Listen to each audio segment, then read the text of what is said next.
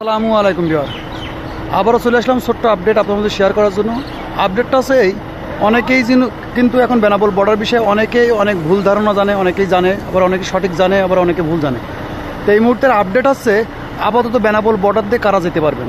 আপাতত বেনাপোল বর্ডার দিয়ে এই মুহূর্তে খবর পাওয়া পর্যন্ত শুধুমাত্র মেডিকেল এবং মেডিকেল অ্যাটেন্ডেন্সরা যাইতে পারবে। বাংলাদেশি পাসপোর্ট যাদের ইন্ডিয়ান ভিসা আছে, মেডিকেল এবং মেডিকেল অ্যাটেন্ডেন্স শুধুমাত্র তাদেরকে যাইতে দিচ্ছে, আপাতত আর কেউ যাইতে পারছে না। এবং যারা বাংলাদেশি ইন্ডিয়ান সিটিজেন অর্থাৎ ইন্ডিয়ান পাসপোর্ট যাত্রীরা যারা বাংলাদেশে আটকা ছিল তারা কিন্তু তার দেশে ফিরে যেতে পারবে।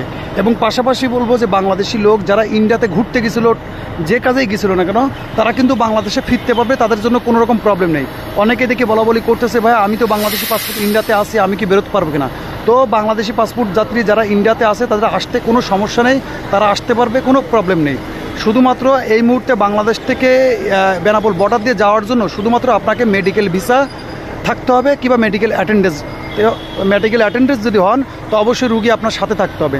শুধুমাত্র মেডিকেল ভিসা যেতে পারছে, তাছাড়া ট্যুরিস্ট বলেন কিংবা বিজনেস বলেন কিংবা এখনও পর্যন্ত স্টুডেন্ট বলেন এখনও কিন্তু ঢুকতে পারছে না। শুধুমাত্র মেডিকেল এবং মেডিকেল অ্যাটেন্ডেন্স রুগীর সাথে যেতে পারবে আপাতত, তাছাড়া আর কাউকে কিন্তু বেনাপোল বর্ডার দিয়ে ঢুকতে দেওয়া যাচ্ছে না।